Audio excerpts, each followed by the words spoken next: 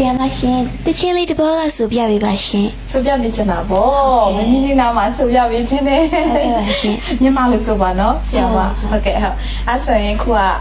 ကျမတို့တချင်လေးနေပြီဆိုတော့မြန်မာဝင်ကြီးတချင်လေးဆိုပြပေးမယ်နော်ဟုတ်ကဲ့ပါ ရှင်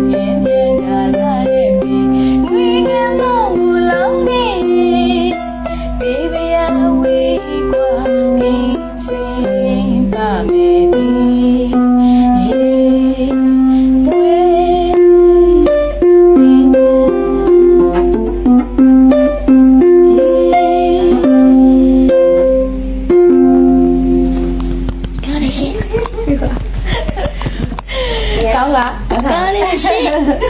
မလေးအဲ့လိုဆိုတီးတယ်နော်ဆိုရင်းနဲ့တူ